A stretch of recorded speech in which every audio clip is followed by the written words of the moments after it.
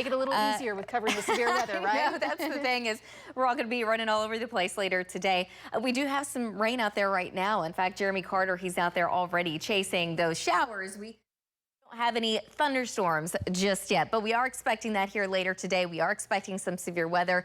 Outside of that, the front has already moved into Oklahoma City. So we've got the cloud cover. We've got a north wind, temperatures in the upper 50s and low 60s. But yeah, there's where Jeremy Carter is. He's right around Purcell, and he certainly does have some showers coming down. Let's go ahead and go to Links 1. I'm going to kind of show you what's going on as far as Next Gen Live is concerned. So again, we've got this boundary that's located basically right along I-44, and the rain is already developing out ahead of it, and it's moving to the north. So Jeremy is also moving north on I-35, and he's following it, trying to stay in those heavier bands of showers. And we're going to continue to check in with him here later on. But in the meantime, it's kind of the quiet before the main storm. This is our Norman Regional Camera, part of our Lucky Star Skycam network.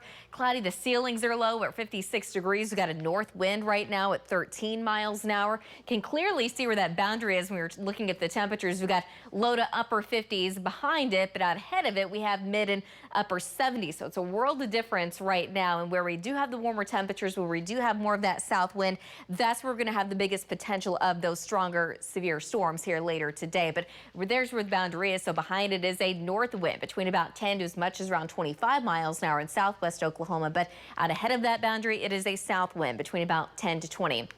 So this main wave, it's going to move out here later this afternoon and into the evening. In fact, we're looking at a couple of different waves coming in later today. Some of the latest data bringing in right around 3 o'clock. It looks like that's where we start to see the stronger storms move into parts of central, south central Oklahoma. And a lot of this is going to kind of train over some of the same areas along that boundary later this afternoon into early evening. Now, on the backside of that, eventually more rain moving in out to the west and to the panhandle. And eventually a lot of this is going to continue to fill in overnight. The good news is eventually, probably after midnight or so, we're still going to have some rain and storms around, but that severe threat is going to start to go back down as well. So it looks like it's going to be a pretty wet night, especially across eastern, southeastern Oklahoma. So south of I-44, we're expecting quite a bit of rain. So today, I mean, temperatures already in the upper 50s. I really don't expect them to move a whole lot as we go throughout the afternoon, but 100% rain and storms basically along and east of I-44 and far southeast Oklahoma. It's just going to take a little longer to get there.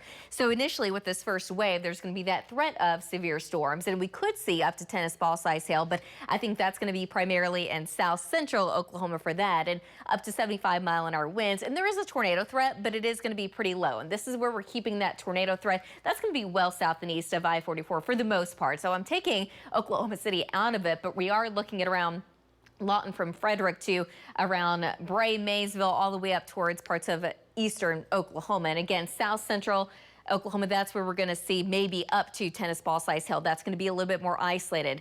In Oklahoma City, maybe quarters at best. And then as far as wind is concerned, anywhere between about 50 to as much as around 65 miles an hour. But we're going to see some higher wind gusts south and east of I-44 later this afternoon into the evening. With all that being said, again, like I said earlier, those storms are going to train over some of the same areas along that boundary. And so we're going to get quite a bit of rain in some parts of the state and some of the same areas in a very short amount of time. So we do have those flood watches for that area for later today all the way into tomorrow morning. So overnight tonight, the rain and storms will continue, but that severe threat will go back down. We're still looking at some scattered showers out to the west. Overnight and into early tomorrow morning, we're still going to have storms in south central, southeastern Oklahoma, and there's still going to be the threat for some of those severe storms in that part of the state. There's where the boundary is going to be here overnight tonight. Temperatures drop down into the mid 40s here in Oklahoma City. So it's going to be a chilly start to tomorrow, and tomorrow afternoon still looks pretty cool. I think we're going to have a lot of cloud cover around throughout much of the day. High of about 53 degrees. If we work in a little bit more sun to the south, temperatures will eventually make it into the 60s. Tomorrow morning, still a slight chance of some light rain and drizzle, but in the southeast, I think there's going to be a much higher chance of some solid rain. Tomorrow afternoon, still a slight chance of light rain across central and eastern Oklahoma, a very slight chance out to the west. By Saturday, we finally do dry out. Temperatures make it back into the low 60s, and for Sunday, not a whole lot of change. We're going to have a lot less wind, but staying in the 60s in the next week. It does look fairly mild with some chances of rain and storms, but it's not going to be a very hectic week by any means. A lot to unpack there, Cass. Thanks so much.